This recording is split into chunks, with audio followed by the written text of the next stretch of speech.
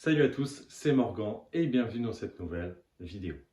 Donc dans cette vidéo, je vais vous expliquer comment est-ce que j'ai fait pour réussir mon année de PACES en ayant 8,44 de moyenne au lycée.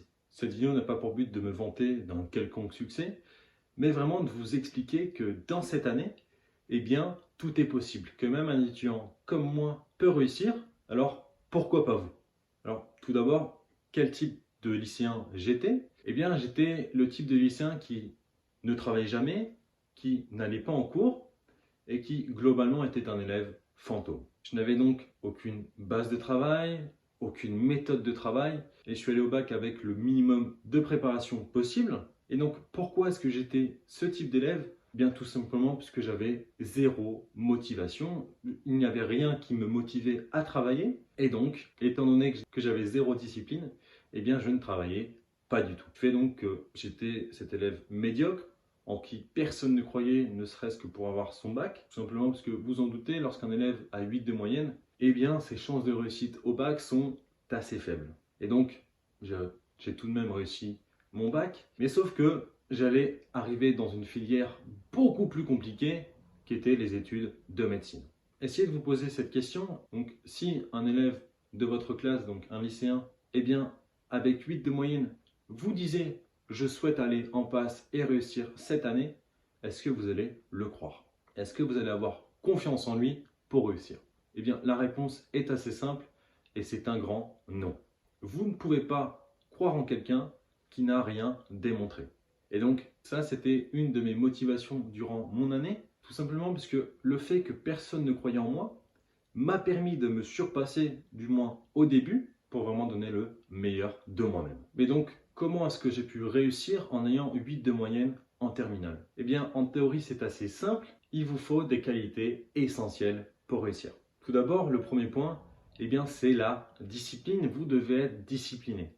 Alors, je sais que c'est quelque chose que je répète souvent, mais c'est vraiment la base pour réussir son année. Si vous vous basez uniquement sur la motivation, lorsque votre motivation va baisser, votre rythme de travail va également baisser. Alors que si vous êtes ne serait-ce qu'un tout petit peu discipliné, votre rythme de travail va stagner ou alors baisser, mais beaucoup moins que si vous basiez uniquement sur la motivation. Un point supplémentaire, c'est que la plupart des étudiants en passe ne sont pas vraiment disciplinés. Alors si vous êtes mieux discipliné qu'eux, forcément vous avez plus travaillé que 2000, 3000 personnes dans votre filière. Donc personnellement, ce n'était pas quelque chose qui est arrivé du jour au lendemain et ça ne sera pas le cas non plus pour vous. Tout simplement parce que la discipline, c'est quelque chose qui se travaille au fur et à mesure.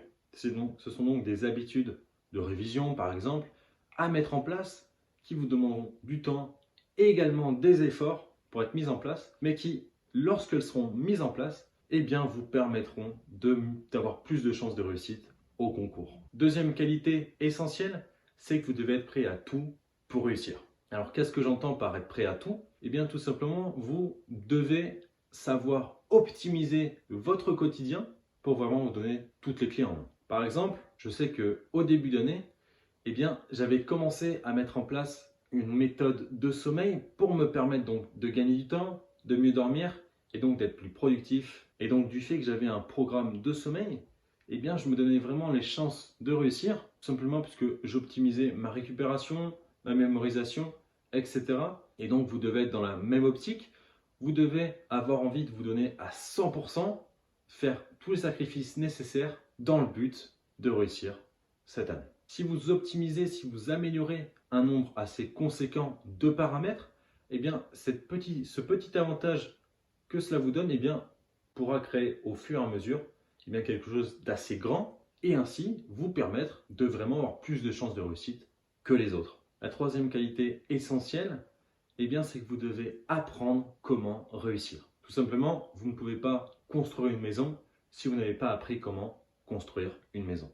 C'est pareil pour la passe. Vous ne pouvez pas réussir cette année si vous n'apprenez pas comment la réussir. Personnellement, je me rappelle que je cherchais un peu partout sur Internet des astuces, des conseils, comment mieux vivre son année, comment être plus productif, tout simplement parce que je savais que si je n'apprenais pas comment faire, je ne saurais jamais comment faire ou alors cela me prendrait énormément de temps. En regardant cette vidéo, vous êtes à la première étape d'un processus d'apprentissage et donc je vous en félicite. Mais donc il va falloir passer les étapes suivantes pour vraiment vous donner toutes les clés en main pour réussir. En résumé, réussir ça passe, eh bien ce n'est pas du hasard, c'est vraiment de la préparation. Et si vous souhaitez réellement vous préparer, eh bien, vous pouvez accéder à une autre vidéo dans laquelle j'aborde des sujets un peu plus précis sur la passe en général. Et donc, vous pouvez y accéder en cliquant sur le lien dans la description et on se retrouve de l'autre côté. Ciao, ciao.